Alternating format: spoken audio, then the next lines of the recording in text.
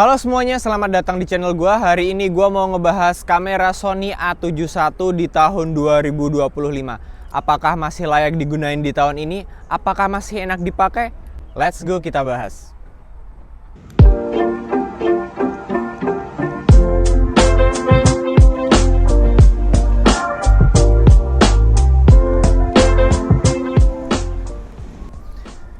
Yang pertama yang mau gua bahas adalah dari segi fiturnya dulu. Nah, mengingat kamera ini tuh udah berumur 12 tahun, jadi fitur-fiturnya itu menurut gua udah ketinggalan zaman banget buat tahun 2025 ini.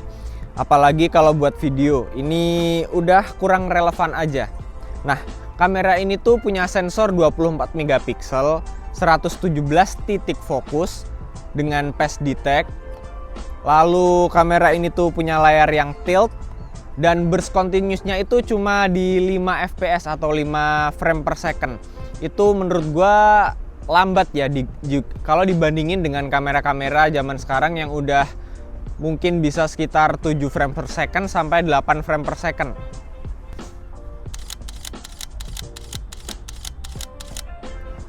Baterai dari kamera ini tuh bisa tahan sekitar 340 shot.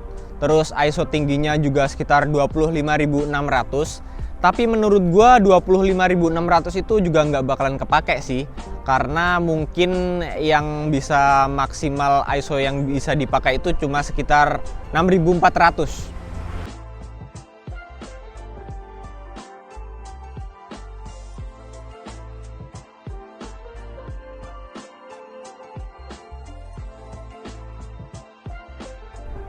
Kemampuan record videonya maksimal di 60 fps Full HD, jadi menurut gua standar banget ya.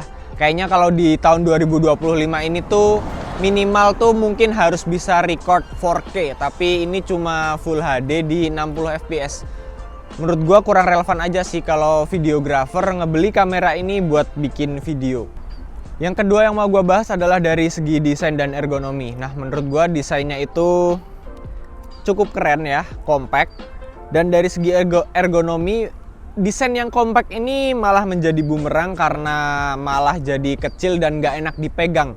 Gripnya ini kecil, kurang dalam, dan jari-jari gua tidak bisa menggenggam dengan sempurna, terutama jari kelingking gua ini yang ngegantung. Gak enak banget buat dipakai.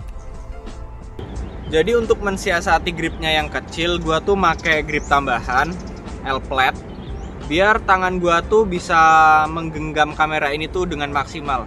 Jari gua tuh bisa masuk semua dan jadi lebih solid ketika dipegang aja. Kalian lihat. Kameranya juga jadi kelihatan lebih keren, lebih gede, dan lebih terlihat seperti kamera profesional. Soal tombol-tombol, menurut gua penempatannya itu oke banget ditempatin Sony. Walaupun nggak senyaman kamera-kamera DSLR, tapi tombol-tombolnya itu cukup oke penempatannya. Jadi ada dial shutter speed di sini, ada dial aperture di jempol, dial ISO di sini juga yang bisa kalian akses dengan mudah.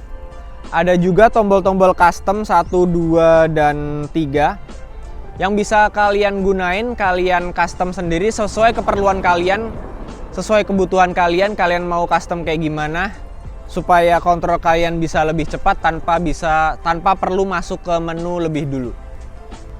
Soal layarnya ini agak susah juga ya, karena layarnya itu cuma bisa tilt up kayak gini dan tilt down.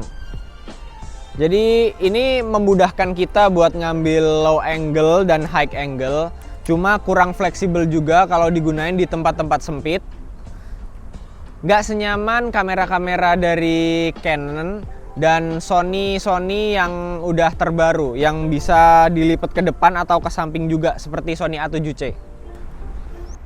Kualitas layar dari kamera ini tuh juga jelek banget menurut gua. Jadi layarnya itu nggak bisa terang dan pixelnya itu nggak rapet. Jadi ketika motret di kondisi yang terik atau terang banget, nggak bisa menampilkan kondisi foto sesuai dengan apa yang kita pengen gitu. Jadi kita harus ngandelin viewfinder supaya kita ngelihat objeknya itu jelas. Takutnya kalau kita cuma ngandelin dari layar ini doang, itu tuh kita motretnya itu bisa keterangan atau kegelapan. Jadi kita harus pakai viewfinder ini. Yang ketiga yaitu soal autofocus. Menurut gua kamera ini tuh autofocusnya tuh B aja. Nggak bisa dibilang cepet banget atau lambat. Karena kecepatannya itu juga tergantung dari lensa yang kalian pakai ya.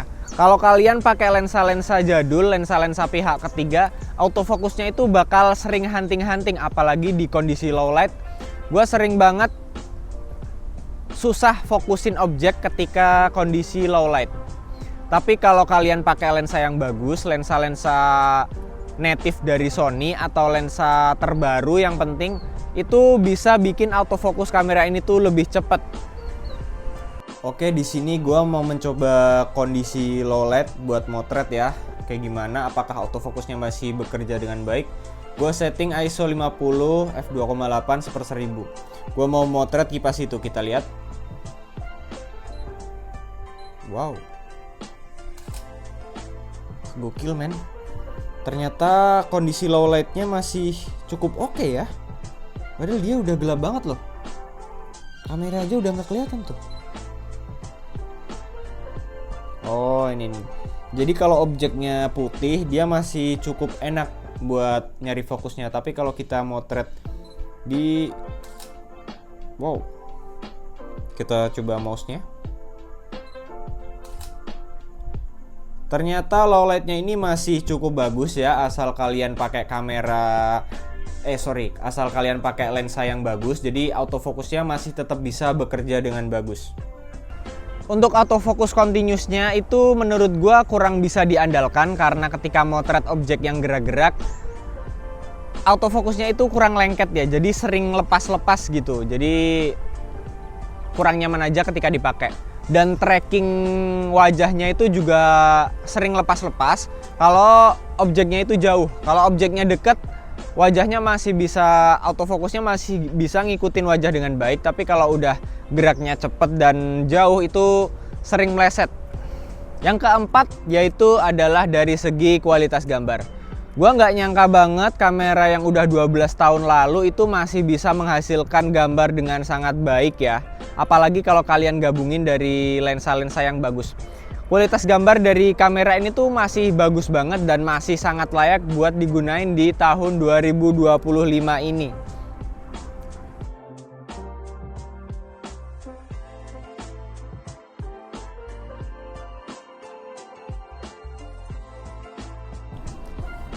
Dynamic range yang dihasilkan kamera ini tuh bener-bener masih bagus banget dan masih layak banget buat dipakai di tahun ini. Nggak kalah kalau dibandingin dengan kamera-kamera modern zaman sekarang. Apalagi kalau kalian gunain lensa-lensa yang bagus, lensa-lensa yang mahal, tentu aja hasil fotonya bisa jadi lebih bagus lagi.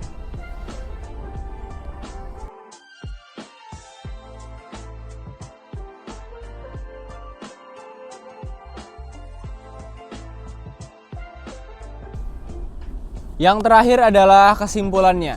Apakah kamera ini tuh masih layak buat kalian? Menurut gua dengan harga 6 jutaan body only, kamera ini tuh masih layak banget buat kalian beli di tahun ini. Mengingat kualitas gambarnya itu masih bagus banget, ISO tingginya masih cukup bisa diandalkan, dynamic range-nya juga bagus. Kalian masih bisa menghasilkan foto-foto yang amazing dan kalian masih bisa gunain untuk kebutuhan profesional dengan kamera ini. Tapi balik lagi ke kebutuhan kalian. Apakah kalian fotografer sport, fotografer wedding, atau fotografer traveler, atau cuma iseng-iseng doang pengen foto? Nah, kalau kalian adalah seorang fotografer yang mementingkan kualitas gambar, tentu aja kamera ini tuh masih layak banget. Tapi kalau kalian fotografer yang mengutamakan kecepatan, tentu aja kamera ini tuh nggak cocok sama sekali buat kalian.